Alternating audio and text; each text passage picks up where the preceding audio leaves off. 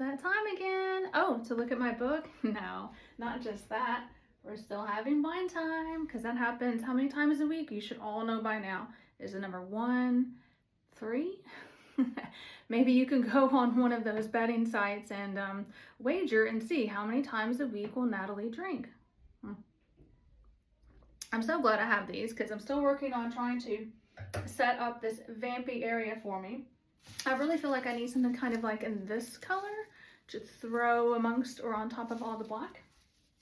Today I'm wearing a dress by Bailey 44. It's a little big on me now. I bought it when I was, bigger busted, before I had, something removed from here that didn't belong. I'm not a baby. Not like a kangaroo pouch, but kind of similar to that. I love this. It's really soft, and I don't really know that I need it taken in. It just kind of feels good to know that I could have gotten in a smaller size. It has this like nude kind of thing going down the side to make it look like a faux, cutout or something with lace. Slit. It's called a slit, not a split.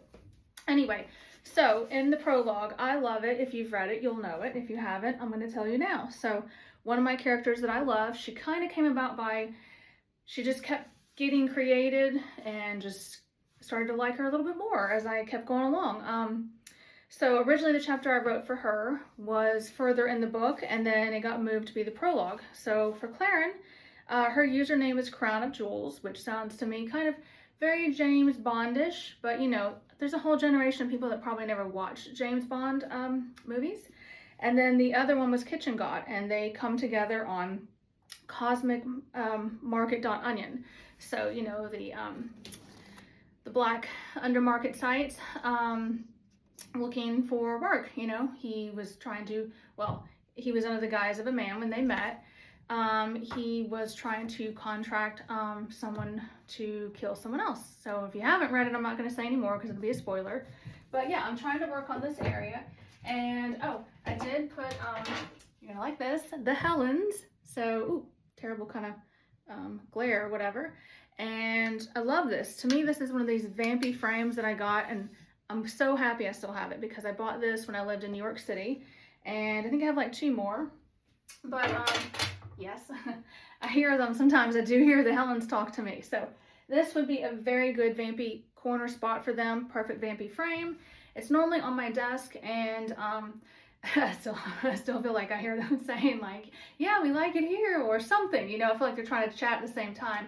But they're my grandmothers. I share one kind with my sisters, Ellen and Bridget, and the other one is from my dad's side of the family. I just, I love having something out that kind of reminds me of them, or obviously reminds me of them as their photos.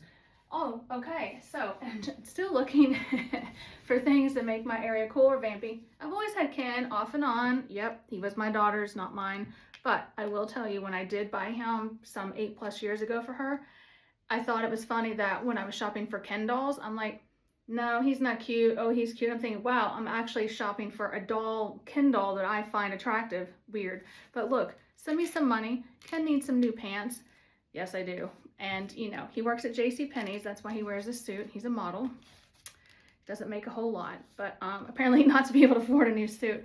All right, we'll talk again. If you got any ideas for my vampy corner, you want to send some, money for Ken a new outfit, let me know. We'll talk again.